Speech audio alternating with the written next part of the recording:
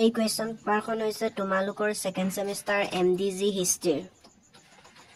second semester final এক্সামৰ হয় 2024 হয় সো তোমালোকে ভালদৰে চাই যাবা আগতে কিন্তু 80 মাৰ্কৰ হৈছিল এইবাৰ কিন্তু 60 মাৰ্কৰ হ'ব 5 মাৰ্ক 18 হ'ব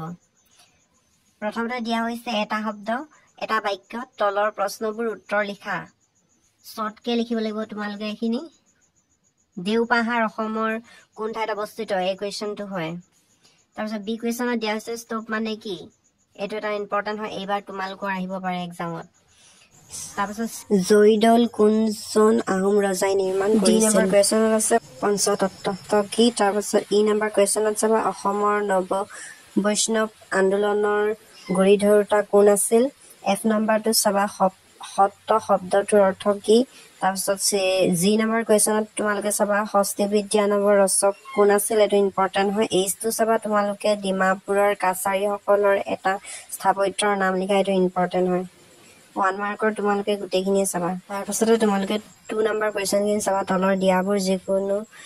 চাৰিটা চমুটুকা লিখা চমু 4 মাৰ্কে আছে এটা আছে মালিনী থান বিত আছে হাজু চিত আছে চৰিত পুথি তাৰপিছত তোমালোকে ডিত চাবা আহোম স্থাপত্য তাৰপিছত ইত চাবা চাৰি সংহতি ইম্পৰ্টেন্ট হয় এইখিনি তোমালোকে গুটেইকিটাই চাবা পৰীক্ষাত এনেকুৱা ধৰণৰ আহিব তোমালোকে কিতাপখনত মিলাই চাবা তেতিয়া তোমালোকে গম পাবা যে কেনেকুৱা ধৰণৰ চমুটুকা আহে তেতিয়া তোমালোকে অনুমান লগাব পাৰিবা এনেকুৱা ধৰণৰ আহে বুলি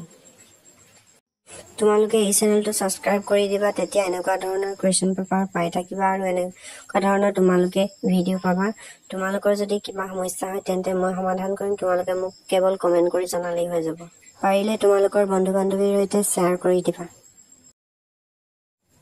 তাৰপাছতে তোমালোকে চাবা 3 নম্বৰ কুৱেশ্যনটো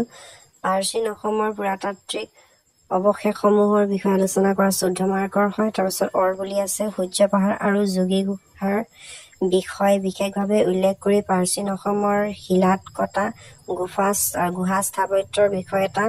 পৰ্যালোচনা কৰা 14 মাৰ্ক দিয়া হৈছে তাৰপিছত তোমালোকে 4 নম্বৰ কুৱেশ্যনটো চাবা আহোম যুগৰ ঐতিহাসিক স্মাৰকসমূহৰ বিষয়ে এটা টুকা লিখা এটো স্মাৰক বিষয় তোমালোকে আহে তাৰপিছত তোমালোকে চাবা মধ্যযুগী অসমৰ সাহিত্যিক পৰম্পৰাসমূহৰ বিষয়ে আলোচনা কৰা তোমালোকৰ সাহিত্যৰ ওপৰত আহে সাহিত্যৰ ওপৰত তোমালোকে চাবা ভালকে